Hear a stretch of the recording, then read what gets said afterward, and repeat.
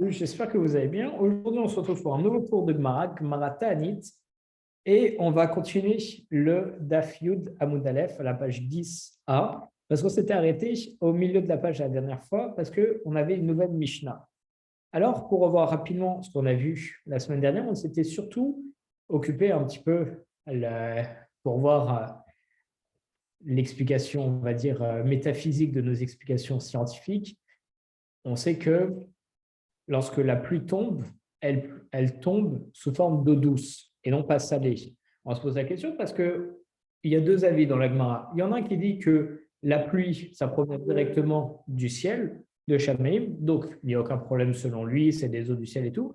Mais selon un avis qu'on tient d'ailleurs, il me semble par la science, que ça provient de la mer, que ça monte dans les nuages puis que ça retombe, à ce moment-là, on a un problème parce que l'eau de base est salée. Alors, on a cherché diverses explications, comment ça se fait qu'en retombant, ça ne soit plus salé. Alors, on a Rabbi Eliezer qui nous avait dit dans une braïta que les eaux d'eau, ça vient de l'océan et ça va s'adoucir dans les nuages, parce qu'on a un passage qui nous dit les pénombres de l'eau sont les épais nuages des cieux. Et dans un autre verset, il est écrit Chashran Maïm Ave Shrakim, un tamiao, les épais nuages des cieux.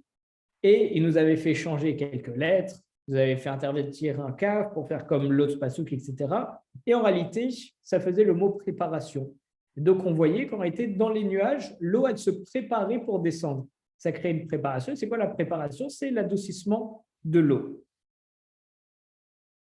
Ensuite, on avait vu que lorsque les nuages ils sont clairs, c'est-à-dire qu'il n'y a pas beaucoup d'eau dedans, mais lorsqu'ils sont plus obscurs, ça veut dire qu'il y a beaucoup d'eau et que les eaux sont abondantes. D'ailleurs, on a vu une autre braïta qui nous a dit que les eaux supérieures, elles sont suspendues par la parole d'Akadosh Baruch Hu, et leur fruit, c'est l'eau de pluie. Et justement, pourquoi est-ce qu'on disait ça? Parce qu'on dit que le monde, il est abreuvé par les reliquats de la pluie qui tombe sur le Gan Eden. Donc, on avait vu qu'en réalité, il y avait les réservoirs d'eau supérieure qui tombent sur le Gan Eden. Ce qui reste, ça va tomber en Eretz Israël. Et ce qui reste de ce qui est tombé en Eretz Israël, ça va tomber sur le reste du monde. Puis, on avait vu quelque chose d'extrêmement intéressant. On avait vu la notion de 1/60e qui représente justement des choses d'une taille minime par rapport à une autre. Et on avait vu que la terre d'Égypte, qui représentait 400 parsa sur 400 parsa, je rappelle que 400 parsa, ça fait 400 fois 4 à peu près. Et ben donc, c'est vachement grand. Donc la terre d'Égypte était énorme. Et ben elle représentait que 1/60e de la terre de Couche, qui ne représentait qu'1/60e du jardin d'Éden, du Gan Eden, qui lui-même représente 1/60e de l'Éden. Parce que je vous rappelle que c'est Gan Eden, le jardin d'Éden. On a trouvé ça très intéressant. C'est pas l'Éden, entre guillemets, le paradis, c'est juste le jardin du paradis. Et donc le Gan Eden représente 60% de l'Éden. L'Éden, il représente 60% du Gehinam. Et donc, ça veut dire que le monde entier, on le compare en fait au couvercle d'une marmite par rapport au Gehinam, par rapport à l'enfer. Parce que c'est 1/60e, 2/60e, 2/60e, 2/60e, 2/60e de l'enfer. Donc, c'est vraiment minuscule le monde réalisé. Il y en a qui disent que le Gehinam n'a pas de mesure et d'autres qui disent que l'Éden n'a pas de mesure non plus. Et après, on s'est posé la question. On disait que la Babylonie avait ses entrepôts pleins de blé. On dit pourquoi? Parce qu'elle a des eaux abondantes. Et pourquoi est-ce que la Babylonie elle a des eaux abondantes et qu'elle est prospère? Parce qu'en réalité, c'était une sorte de cuve, on avait dit. Donc, à chaque fois qu'il y a de la pluie aux alentours, ça va toujours ruisseler et tomber sur la Babylonie, ce qui fait que c'est marécageux. Ça ne sèche jamais. Et donc, ça va toujours pouvoir être approvisionné en eau. C'est pour ça qu'il n'y a pas de problème de parnassa, de blé, etc. en Babylonie.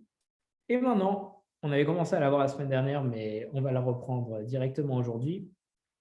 On se trouve à la page Yud, Amud Aleph. Au milieu de la page, à la ligne, elle commence par les lettres en gras, même tav nun Yud, ça veut dire matznitim, c'est-à-dire que c'est une nouvelle Mishnah. Donc un nouveau texte de loi qu'on va par la suite décortiquer dans la Gemara. Là, on reprend directement ici, matznitim. Donc, nouvelle Mishnah. Bishosha b'macheshvan shoalim et agdeshamim. Alors, c'est une Mishnah qu'on a déjà vue dans les premiers Dapim pour étayer notre Gemara. Nous dit que le 3e jour du mois de Marcheshvan, on va commencer à demander les pluies. Rabban Gamliel Omer, Rabban Gamliel, il nous dit, Bishibabo, on commence à le faire le 7 de Marcheshvan, Chamisha Ashar Yom Echad Ga'achad, 15 jours après la fête de Sukkot. Pourquoi est-ce qu'il nous dit le 15? Parce que c'est 15 jours après la fête de Sukkot. Pourquoi est-ce qu'on attend 2 semaines après Sukkot? Pour laisser la dernière personne qui est montée en Israël pour faire la fête, pour lui laisser assez de temps pour rejoindre le fleuve de l'Euphrate, qui se trouve côté de l'Égypte, pour juste avant que les pluies tombent. Comme ça, il va pouvoir s'abriter et au moins être assez proche de chez lui pour pouvoir ensuite regagner leur maison sans se prendre toute la pluie sur la figure. Alors, Gemara, a commencé la Gemara. Amar Rabbi Elazar. Rabbi Elazar, il nous dit, Halacha qui est Rabban Gamliel. La halacha, elle est comme l'opinion de Rabban Gamliel. Ce qui veut dire qu'on commence à le faire à partir du 7 du mois de Marcheshvan. Et Tania, on voit dans une braïta, Hanania Omer, Hanania, il nous dit, au Bagola Hachishim Batkoufa. En diaspora, on demande la pluie qu'à 60 jours de la saison d'automne, c'est-à-dire 60 jours après l'équinoxe d'automne. En réalité, comme la Babylonie, qui est donc en diaspora, c'est une région située en basse altitude, ses besoins en eau sont moins grands que ceux d'Israël. C'est pourquoi on va demander plus tard, on va plus tarder à demander la pluie qu'en Israël. Amar Ravuna bar Chaya Amar Shmuel. Ravuna bar Chaya, il a dit au nom de Shmuel, Halacha ke Hanania, la halacha, elle est comme Hanania. Ça veut dire que en diaspora, en Chutz Laaretz, donc à Paris par exemple, on demandera la pluie qu'à 60 jours dans la saison d'automne. Donc, si on reprend, et excusez-moi, j'ai un tout petit problème de lunettes en même temps. Donc, on nous dit que en Eretz Israël, donc la halacha, elle est comme Rabban Gamliel qu'on fait le 7 de Marcheshvan, et en diaspora, on fera 60 jours à partir de la saison d'automne. Et ni, mais est-ce que vraiment on fait ainsi? Et pourtant, ils se sont enquis auprès de Shmuel, ceux qui étaient en diaspora, ils sont allés voir Shmuel, ils lui ont dit, à partir de quand est-ce qu'on va dire Veten Talumatar dans la prière? Alors Léo, et Shmuel leur a dit, dès qu'on apporte du bois dans la cabane de Tavout, qui est le chasseur d'oiseaux pour la saison des pluies. Alors en fait, c'était un signe à l'époque qui est très révélateur. C'est juste pour dire qu'on avait l'habitude de faire des réserves de bois en prévision de l'hiver, à l'approche de la saison des pluies. Et donc, parce qu'on ne pourra plus couper de bois durant la saison des pluies. On ne pourra plus sortir et le bois va être humide et ça va être trop compliqué. Donc, on voit qu'on pourra prononcer Veten Talumatar à partir du moment où on va commencer à apporter du bois dans la cabane de Tabot, qui était un signe. Et donc, selon toute vraisemblance, comme nous dit la Gemara et les notes, ça n'a pas du tout lieu 60 jours après l'équinoxe, après le début de la saison d'automne. Alors, la Gemara, elle va essayer de voir ça autrement. Elle va dire Dima, idi vidi, chachiura ou. Peut-être que l'un et l'autre ne sont qu'une seule et même mesure. Ça veut dire que effectivement, si le moment où on va apporter le bois dans la maison de Tabout, c'est en réalité 60 jours après l'équinoxe d'automne. Alors, on va voir si vraiment ça peut être le 60e jour. Iba, il est où? Ils sont allés le voir, ils lui ont dit Yom Shishim, le 60e jour, Bilifne Shishim, est-ce qu'il est considéré comme venant avant 60 jours? Et donc, on ne va pas demander la pluie. Est-ce qu'en fait, la question elle est telle que, est-ce que le 60e jour, quand on va compter 60 jours à partir de l'équinoxe, est-ce que ça inclut le 60e jour ou pas? Ok, al-Khachishim, ou bien le 60e jour, il est avant les 60 jours. Ça dépend en fait à partir de quel moment on débute le compte. Tashma. Alors on nous dit, viens, écoute. Rav Amar Yom Shishim qu'il est Achar Shishim. Le 60e jour, il est considéré comme venant après les 60 jours. Donc on va devoir demander la pluie. Ou Shmuelai Mar Yom Shishim qu'il est Ifni Shishim. Shmuel dit que le 60e jour, il est considéré comme avant les 60 jours et donc on ne va pas y demander la pluie. On va juste avoir un petit moyen mémotechnique pour se souvenir de ces deux opinions. Là. Amar Rav Nachman bar Yitzhak. Rav Nachman bar Yitzhak qui nous dit Vesimanar, et voici un signe mémotechnique. Ilae Baou Maïm. Ceux qui habitent dans les montagnes, ils ont besoin d'eau. Tatae lo Baou Maïm. Et ceux qui habitent en bas, ils n'ont pas besoin d'eau. Donc, de prime abord, Rav Nachman bar Yitzhak, il n'est pas venu en fait expliquer le débat qui va opposer Rav à Shmuel, mais il va juste donner un moyen mémotechnique pour mémoriser l'avis de chacun, pour mémoriser qui est l'auteur de chacun. Donc, qu'est-ce que ça signifie? Excusez-moi, sur les lunettes, c'est un peu plus compliqué. Donc, tout ça pour nous rappeler que Rav, c'est lui qui a l'opinion la plus stricte, qui nous dit que Veten Tel Matar, on le fait le 60e jour, parce qu'il a vécu une bonne partie de sa vie en Eretz Israël. Et comme Eretz Israël, c'est un lieu élevé, alors comme on a vu le moyen mémotechnique, les montagnes, ils ont besoin de pluie. Donc, Eretz Israël, ils vont demander de la pluie avant ceux qui sont en bas. Le moyen mémotechnique, c'est les montagnes, ils ont besoin de pluie. Et ceux qui sont en bas, ils ont moins besoin de pluie. Donc, Eretz Israël, ils ont besoin de pluie avant le 60e jour. Et Chutz Laaretz Diaspora, ça sera après le 60e jour. Amar Rav Papa, il nous dit Ilketa, la halacha, elle est que Yom Shishi, qu'il est Achar Shishim, le 60e jour, il est considéré comme après le compte des 60 jours. Et donc, on demandera la pluie à ce moment-là. Et voilà pour notre petite Mishnah qu'on a déjà terminée. Donc, c'est vraiment une toute petite Gemara qui fait juste quelques lignes. Et on commence dès à présent encore une nouvelle Mishnah. Et c'est encore une fois une Mishnah qu'on a déjà citée dans nos premiers Shiurim dans la Gemara pour étayer. La Mishnah, elle commence ainsi. Egia Shiva Asar Machashvan, si le 17 du mois de Machashvan il est arrivé, Velo Yardu Geshamim, que les pluies ne sont pas encore tombées, et Trouel Ayechelim Itanim Shalosh Taniot. Alors là, on commence vraiment à parler du vrai sujet de Ta'anit, que je vous rappelle, comme on l'a dit au tout début, Ta'anit, on va parler des jeûnes qu'on instaure si on n'a pas la pluie pour demander la pluie à Kadosh Baruch Hu. Alors, on avait commencé dans les premières Mishnah à se demander à partir de quand il faut demander la pluie, etc. Pour commencer à savoir si on sait à partir de quand il faut demander la pluie. On sait que si à partir de ce moment-là, et bien après ce moment-là, on n'a toujours pas eu de pluie, alors c'est qu'il y a un problème. C'est un problème, c'est que Chas v'Shalom, il y a un mauvais décret, alors il faut faire des jeûnes, des taniyot pour essayer de retirer ce mauvais décret. Et donc là, la question qu'on se pose, c'est à partir de quand ça devient un problème. Donc là, on nous dit le 17 mars, et on va voir comment est-ce qu'on fait les jeûnes justement par rapport à ça. Donc maintenant qu'on a pendant 10 dapim, pendant 10 pages, on a vraiment vu toute la technique, tout l'aspect, maintenant on va rentrer en profondeur du sujet. Alors, si le 17 de Marcheshvan il est arrivé et que les pluies elles ne sont pas encore tombées, les particuliers, ça veut dire chaque individu, chaque personne d'exception, chaque personne importante, elle va commencer à jeûner et à faire une série de 3 jeûnes.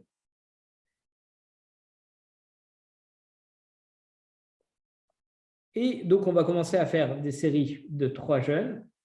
Alors, les 3 jeûnes de souvenir, c'est toujours lundi, jeudi, lundi, ou bien jeudi, lundi, jeudi. Ils peuvent manger et boire après la tombée de la nuit, durant la veille du jeûne. Et durant le jour de jeûne, ils ont le droit d'effectuer des travaux, et de se laver, et de s'enduire la peau, à sandales et de porter des chaussures en cuir, et avoir des relations conjugales. Donc on voit que la première série des 3 jeûnes, on commence à la faire à partir du 17 de Marcheshvan si on n'a toujours pas eu la pluie, mais c'est une série de 3 jeûnes entre guillemets cool. Parce que la veille au soir, on peut manger, contrairement à Tisha B'Av et à Yom Kippour. Et le jour aussi, contrairement à Tisha B'Av et Yom Kippour, qui sont des jeûnes durs, on a le droit de travailler, de s'enduire, de porter des chaussures en cuir, d'avoir des relations, etc. Maintenant, si après cette série de 3 jeûnes, on n'a toujours pas eu de pluie, il y a un Rosh Chodesh qui se lève, si le premier du mois de Kislev, c'est-à-dire à peu près 2 semaines après, il est arrivé et que les pluies ne sont pas encore tombées, Ben Din Godrim Shalosh Ta'aniot ala Tzibour. Le Ben Din, le tribunal, il va imposer une série de 3 jeûnes pour toute la communauté. Parce qu'avant, on a dit que c'était les Archides, c'était des individus. Et en général, ce sont les grands rabbinim qui vont commencer à faire ça pour demander la pluie. Là, si on n'a toujours pas, ça devient vraiment grave. Alors, le Ben Din, il oblige tout le monde, toute la communauté, à faire une série de 3 jeûnes. Et cette série de 3 jeûnes, Ochlim le Chotim faire excusez-moi, on peut manger et boire après la tombée de la nuit, c'est-à-dire la veille du jeûne. On a le droit de travailler le jour du jeûne, le bien se laver, on va s'enduire la peau, la sandale, porter des chaussures, avoir des relations conjugales. Bien entendu, là c'est la fin de la Mishnah, mais vous comprenez bien que si la pluie n'est toujours pas arrivée, alors on va encore durcir. Et dans ce cas-là, comment est-ce qu'on va durcir? On va interdire les melachot pour vraiment qu'on soit à fond dans le jeûne et que vraiment ce soit, entre guillemets, comme un vrai deuil. Alors, on commence la Gemara. Man Yechidim, c'est-à-dire quoi les particuliers? On a dit, bon, j'ai un petit peu spoilé, on a dit au début, si le 17 de Marchal il n'y a toujours pas eu, on fait une série de 3 jeûnes, ce sont les particuliers, Yechidim, qui vont faire un jeûne. Et c'est qui les particuliers? Qu'est-ce que ça veut dire? C'est celui qui en a envie. Amar Ravuna, il nous dit Rabanan, ce sont les sages. Et on verra dans le hamoud suivant, peut-être même dans ce cours, ça veut dire quoi un sage? C'est quoi les critères pour être considéré comme un sage ou pas? Est-ce que n'importe quel rave, entre guillemets, est considéré comme un sage? On verra ça un peu plus tard des Hashem. Donc, c'est quoi les yachid? Ce sont les sages. Donc, ça veut dire que, justement, en tout cas, moi en tout cas, je ne serais pas censé faire ce jeûne. Ravuna, et Ravuna, il a aussi dit, Yechidim mita'anim shloshat ta'aniot. Et les particuliers d'exception, ils vont jeûner et ils font une série de 3 jeûnes, Sané vachamishim veisheni, le lundi, le jeudi et le lundi d'après. Donc, c'est ce qu'on a commencé à dire et ce qu'on avait vu les cours précédents. C'est quoi une série de 3 jeûnes? C'est faire un jeûne lundi, jeudi et lundi. Donc, pourquoi ces jours? C'est que ce sont les jours de montée à la Torah. Et c'est parce qu'en réalité, Moshe Rabbeinu, il était monté au Har Sinaï un jeudi pour y recevoir les secondes tables de la loi et il en est descendu un lundi. C'est à ce moment-là qu'Akadosh Baruch Hu, il a dit à Moshe qu'il allait pardonner les béné Israël de la faute du veau d'or. Donc, on voit que les lundis et les jeudis, ce sont des jours de miséricorde divine. C'est pourquoi on a l'habitude de faire coïncider les jours de jeûne avec ces jours-là. Étant donné que c'est un lundi qu'Akadosh Baruch Hu, il a accepté que Moshe remonte pour avoir les lochot, alors c'est un jour de miséricorde. Comme c'est un jeudi qu'il a pardonné la faute au béni Israël, alors c'est aussi un jour de miséricorde. Donc, on utilise ces jours de miséricorde pour demander à Kadosh Baruch Hu, en faisant des jeûnes, de retirer le mauvais décret de la pluie. Donc, quand même, une question de la Gemara. Maï Kamashmala, qu'est-ce qu'il vient nous apprendre à vous en nous disant ça? Parce que Tanina, on voit dans une Mishnah, on ne décrète pas sur la communauté une série de jeûnes commençant par un jeudi, afin de ne pas causer une augmentation des prix. Pourquoi? Parce que si on instaure un jeûne le jeudi, ça va obliger les gens à faire beaucoup d'achats pour pouvoir assurer 2 grands repas, un pour casser le jeûne et l'autre pour le repas principal de Shabbat. Alors tous les marchands, ils vont commencer à augmenter les prix parce qu'ils vont penser qu'il y a une famine qui menace et donc tout le monde va vouloir acheter beaucoup de choses. Donc, ils vont augmenter les prix et donc, à ce moment-là, ça va commencer à faire des inflations et ça ne va pas le faire. Donc, c'est pour ça qu'on va toujours commencer à lundi. Comme ça, on fait un lundi. Il n'y aura pas le problème de devoir acheter pour 2 repas pour casser le jeûne et pour Shabbat qui sera tout de suite le lendemain. Et vous allez me poser la question, oui, mais après, on tombe sur un jeudi. Et le jeudi, on va avoir cet achat. Mais non, comme on aura déjà commencé à faire un jeûne un lundi, alors en faisant un le jeudi, les marchands ils vont comprendre que c'est une série de 3 jeûnes, que ça a commencé lundi. Donc, ils vont se dire, non, c'est normal qu'ils achètent beaucoup ce jeudi-là, aujourd'hui, parce que c'est pour casser le jeûne plus Shabbat. Donc, on sait qu'il y a un jeûne parce que ça a été instauré. instauré depuis lundi. Mais si on commence jeudi, alors tous les prix vont commencer à flamber à cause de beaucoup d'achats que vont faire les gens. Donc, on voit dans une Mishnah qu'on commence toujours un lundi et pas un jeudi à cause de l'augmentation des prix. Et là, Shalosh Taniyot et Rishonot, mais les 3 premiers jeûnes collectifs, ils auront lieu donc Sheni Hamishim et Sheni, lundi, jeudi et lundi suivant. Donc, on voit qu'il y a une Mishnah qui nous dit déjà que les jeûnes ont fait le lundi, le jeudi et le lundi. Et juste avant, Ravuna, il nous a donné un enseignement nous disant qu'on fait justement 3 jeûnes, lundi, jeudi, lundi. Mais qu'est-ce qu'il vient nous apprendre, Ravuna? On a déjà une Mishnah qui nous enseigne ça. On n'a pas besoin de son avis ni de son enseignement. C'est une Mishnah connue de tous. Alors, qu'est-ce qu'il vient nous apprendre de là? Parce que si tu n'avais pas eu cet enseignement de Ravuna, tu aurais pu dire Anémile Tzibour, ceux dont parle la Mishnah, ça parle des jeunes publics, Aval Yachidlo, mais les jeunes pour les particuliers, non. Kamashmalan, donc on nous apprend que oui. En fait, en voyant la Mishnah, on aurait pu se dire que par rapport à l'inflation de prix, ça concerne que à partir du début de mois de Kislev, où les jeunes vont être imposés à toute la communauté. Parce que c'est lorsque toute la communauté va commencer à acheter en masse le jeudi, que là, les marchands ils vont se dire, ouais, il y a une inflation, on va augmenter les prix. Mais s'il y a juste les sages, donc il y a juste une minorité, on aurait pu dire que non, il n'y a pas peur d'inflation, parce qu'il y a juste une minorité de personnes qui vont acheter dans le marché. Et donc, à ce moment-là, on peut commencer à faire le jeudi. Eh bien non, Ravuna, justement, il nous apprend que si on a cette crainte, parce qu'il y a quand même pas mal de sages, qu'ils vont augmenter les prix à cause des sages et par rapport aux sages, alors à ce moment-là, même pour le Yachid, c'est-à-dire même à partir de la série des 3 jeunes qui commencent à partir du 17 de Marcheshvan, on interdit de commencer un jeudi, on commencera toujours un lundi pour éviter d'avoir ce risque d'inflation. On voit aussi dans une braïta, quand les particuliers commencent à jeûner, ils jeûnent les lundis, les jeudis et le lundi suivant. Donc on voit qu'il y a même une braïta qui vient dans le sens de Ravuna et qui nous précise que les yachid, quand c'est un jeûne juste pour les particuliers, on fait bien lundi, jeudi, lundi. On ne commence pas par un jeudi. Ou Masfikim, ils vont interrompre la série de jeûnes, Berosh Chodashim, lors des jours de Rosh Chodesh, parce que c'est un jour de joie. Ou Biyamim Tovim, chez Oktubim, Megillat Ta'anim. Excusez-moi, que les jours qui sont inclus, qui sont écrits dans la Megillat Ta'anit.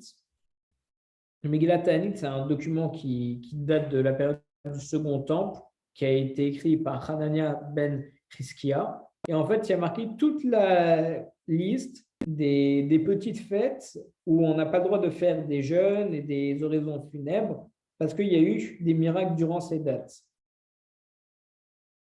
Et toutes ces fêtes, à part Purim et Hanouka, elles ont toutes été abolies lors de la destruction du Second Temple. Donc, à l'époque, il y avait encore plus de fêtes. On appelle ça des petites fêtes, parce que ce n'est pas des Yom Tov, où on n'a pas le droit comme Shabbat et tout. Des petites fêtes donc, comme Hanouka et Purim. Il y en avait beaucoup durant ces fêtes durant lesquelles on ne pouvait pas jeûner. Et donc, c'est pour ça que la Braïta, il nous dit qu'on doit s'arrêter. Si on fait les séries de jeûnes lundi, jeudi, lundi, eh ben, on n'aura pas le droit de jeûner aussi bien à Rosh Chodesh, mais aussi durant ces petites fêtes, parce que ce sont des jours de fête et on ne jeûnera pas à ce moment-là. Et aujourd'hui, donc ça serait juste si ça tombe à Hanouka ou à Purim, mais ce n'est pas possible parce que ça ne sera jamais au mois de Kislev. Là, nous, Rabbanan, on va dans une braïta, Al Yomar Adam Talmid Ani. Aucun homme ne doit dire je ne suis qu'un étudiant, qu'un simple élève, et ni Raoui Liyot Yachid, et je ne suis pas digne de me considérer comme un particulier d'exception. On avait dit avant, c'est qui les Yachid, les particuliers qui devraient jeûner. On avait dit que c'était les sages. Donc, on va maintenant définir ce que c'est un sage. Alors là, on nous dit que personne n'a le droit de dire je suis qu'un simple étudiant en Torah et je ne suis pas digne d'être considéré comme un particulier, comme un sage qui devrait jeûner. Et la kol tamidei chachamim yechidim. Mais plutôt, tous les élèves de sages, ils sont considérés comme ces individus, ces particuliers d'exception, ils vont devoir juger. Mais Ezeu Yachid et Ezeu Tamid, c'est quoi la distinction entre un particulier et quelqu'un qui est considéré comme un simple étudiant, entre guillemets, par rapport aux jeunes? Alors, la réponse est Yachid Kol Sheraoui Lema Nocho par ça à la Tibour. Un particulier, donc quelqu'un de spécial qui va devoir jeûner, c'est quiconque qui est digne d'être nommé guide de la communauté. C'est-à-dire, c'est quelqu'un qui est capable de répondre à n'importe quelle question d'Alaha sur n'importe quel sujet. C'est ça, c'est comme ça qu'on définit quelqu'un qui peut diriger la communauté, quelqu'un qui est un relais en Alaha, qui peut répondre à n'importe quelle question. Et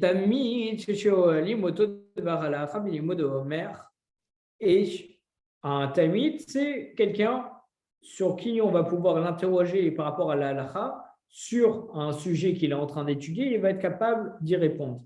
Et même dans le traité Kala. Le traité Kala, c'est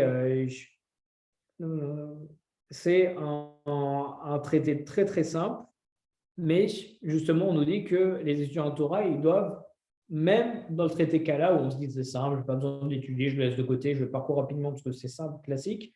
Non, même dans ça, il doit très bien connaître.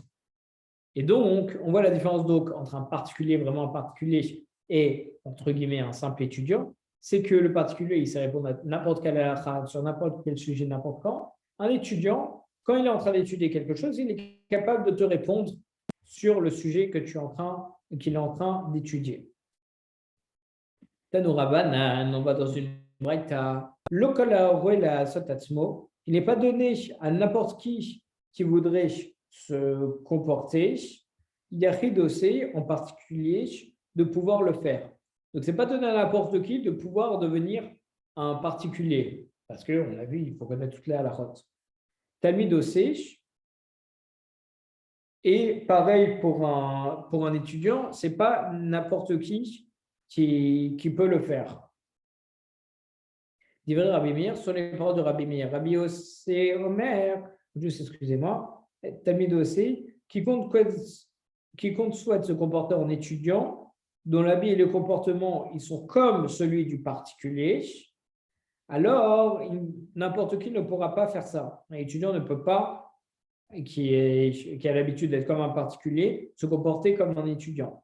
Divrei Rabbi Meir sur les paroles de Rabbi Meir. Rabbi Yossé Omer, Rabbi Yossé nous dit, Osem Zahor Latov peut agir ainsi, c'est-à-dire il peut jeûner, et Zahor Latov, c'est bien pour lui, il sera jugé favorablement. Les fichiens, le Shevar ou l'eau, parce que le jeûne, ça ne va pas lui procurer des éloges, et là, Tsahar ou l'eau, mais ça va plutôt lui procurer des souffrances. Qu'est-ce qu'on dit? Ça veut dire que quelqu'un qui est particulier va être obligé de jeûner, il ne pourra pas dire non, je suis juste un étudiant, je ne jeûne pas. Tous les particuliers ne peuvent pas faire ça.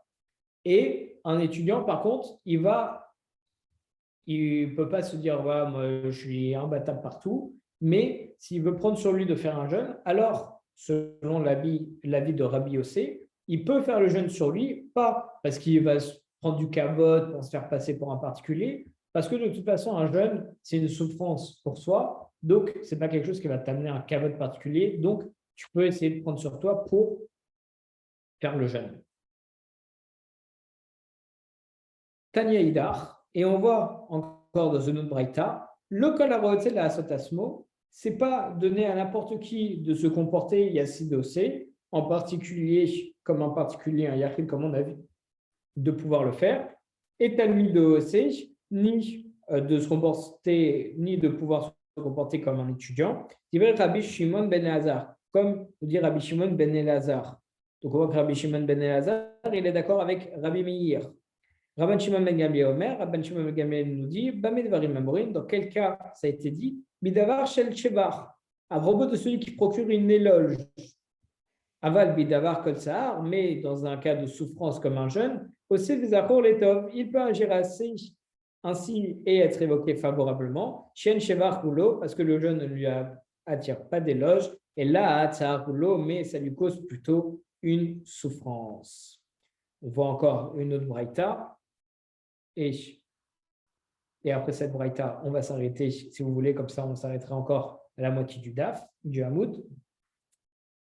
Tanoura Banan, on va encore dans une Braïta. Mishéaya mitanesh alatara ve'avra. Si quelqu'un jeûnait à cause d'une circonstance troublante qui finalement est passée avant la fin du jeûne, c'est-à-dire quelqu'un qui a un problème, alors il dit je vais jeûner pour retirer ce décret, et ce décret a été retiré avant la fin du jeûne, alors, à la relais vénitrafé, par exemple, en faveur d'un malade et que ce malade a guéri avant la fin du jeûne, arrêté et mitane machim. Alors, il doit continuer de jeûner et jeûner jusqu'à la fin du jeûne. C'est beau. De là, on voit quelque chose de très important sur le jeûne. Il ne faut pas dire, justement, le jeûne, comme on a dit, c'est une Kabbalah, c'est le fait de prendre quelque chose sur nous. Donc, en fait, on fait une sorte de deal, si vous voulez, avec Akadosh Baruch Hu, où on dit, voilà, guéris cette personne, et moi, en échange, je fais un jour de jeûne. Et donc, s'il guérit cette personne, alors on doit faire notre jour de jeûne complet. C'est pas, et donc, c'est cette façon de faire. Le jeûne, c'est pas, je vais commencer à jeûner, et dès qu'il guérit, je vais arrêter de jeûner parce que c'est bon, j'ai fait ce que je devais faire pour qu'il guérisse. Non, ce que tu dois faire, c'est jusqu'au bout. Tu as eu de la miséricorde qu'Akadosh Baruch Hu, il est guéri avant que tu finisses ce que tu devais faire avant la fin du jeûne, mais tu dois aller jusqu'au bout. C'est comme quelqu'un qui nous paye pour un travail. S'il nous paye un peu en avance, tant mieux, on doit finir le travail. Sinon, il nous retire l'argent. Là, c'est la même chose. On s'engage à faire quelque chose, on va s'engager à le faire jusqu'au bout. Et si Akadosh Baruch Hu, il est miséricordieux, il nous donne avant qu'on finisse notre travail, tant mieux pour nous, mais il faut quand même le finir. Et celui qui voyage dans un endroit où on n'a pas l'habitude de jeûner, les makom nitanim, vers un endroit où on a l'habitude de jeûner, et mitani imaem. Alors il doit jeûner avec eux. Et on voit dans le Méhéri sur Psachim qu'en fait, il faut se soumettre aux règles les plus rigoureuses du lieu des séjours, même si on n'y habite pas en permanence. Alors, lorsque je vais changer de lieu, même si je n'habite pas là-bas, je prends les lois les plus rigoureuses du pays. Si les lois les plus rigoureuses, ça vient de mon pays, alors je les garde. Si ça vient du nouveau pays, alors on n'a pas besoin de... Excusez-moi, je la refais. Si dans le nouveau pays, c'est plus rigoureux que dans mon pays de résidence normale, alors on gardera les lois du nouveau pays. Ce qui fait que si, par exemple, dans un pays, on jeûne parce qu'il n'y a pas la pluie, mais dans mon pays, il y a la pluie, on ne jeûne pas. Alors moi, quand j'arrive dans un nouveau pays, il faut faire comme tout le monde, il faut jeûner. Maintenant, maintenant, si on voyage depuis un endroit où on jeûne, c'est-à-dire moi, j'habite dans une ville où ce jour-là, on jeûne, mais je voyage et je vais dans un endroit, les makom shi'en mitanim, dans un endroit où on ne va pas jeûner. Arezé et mitanim ou mashlin. Alors on doit jeûner et terminer tout le jeûne qu'on a commencé. Et même tous les jeûnes qui sont prévus dans la ville d'où je viens. Chez Karve'aval Veshata. Et s'il a oublié et qu'il a bu et qu'il a mangé, c'est-à-dire, et voilà, maintenant il a fait un voyage, il est plus dans son pays de résidence où on fait des jeûnes, il a oublié qu'il y avait un jeûne et donc il boit et il mange dans de nouveaux pays. Alors, Alitre, Bifne Atibou, il ne doit pas paraître en public comme s'il était rassasié. Il ne doit pas se complaire sous prétexte qu'il a mangé un tout petit peu. Il a le droit de consommer un plat un peu substantiel. Si il a un tout petit peu bu et mangé, il ne va pas se dire, bon, j'arrête, non, tu as commencé à boire et manger, alors tu peux finir parce que tu as changé de... Non, justement, même si tu es en train de manger un vrai repas, excusez-moi, une grossière erreur, heureusement que j'ai vérifié, même si tu es en train de manger un vrai repas et que tu viens de te rappeler que tu n'as pas le droit parce qu'on est en train de jeûner dans ton pays d'origine, alors tu dois tout de suite t'arrêter. Surtout pas continuer. Chez Neymar, comme il est dit, Vayomer Jacob les Banav, Lama Titrou. Jacob, il a dit à ses fils, pourquoi attirez-vous l'attention à Marlaem, Jacob les Banav? En fait, qu'est-ce qu'il disait Jacob à ses fils? Il leur disait, ne vous montrez pas lorsque vous êtes rassasiés. Donc, ça veut dire, d'après Rachid, ne montrez pas que vous avez beaucoup de provisions et que vous êtes riche Baruch Hashem. L'obifne Esav, ni devant Esav, et l'obifne Ishmaël, ni devant Ishmaël qui endure, qui meurt de faim malheureusement. Malheureusement, ce sont nos ennemis, mais toujours malheureusement, afin qu'il ne vous envie pas. Donc là aussi, encore une fois, on voit un peu comme on avait vu quelques tapines précédemment, l'idée de la Inara, où lorsque on a la profusion, il ne faut pas la montrer, et encore moins, et Chazoshan se vanter devant des personnes qui n'ont pas la profusion. Et pourquoi est-ce qu'on dit ça? Parce que si on est dans un pays où les gens y jeûnent et nous, on ne jeûne pas, alors il faut jeûner pour justement pas montrer devant tout le monde, oh, vous n'avez pas de pluie, moi j'ai de la pluie, et vous, vous ne mangez pas, moi je mange. Et donc, il faut toujours se mettre dans les règles les plus rigoureuses, que ce soit dans le pays d'où on vient ou dans le pays où on est. Chazak u'Baruch tous.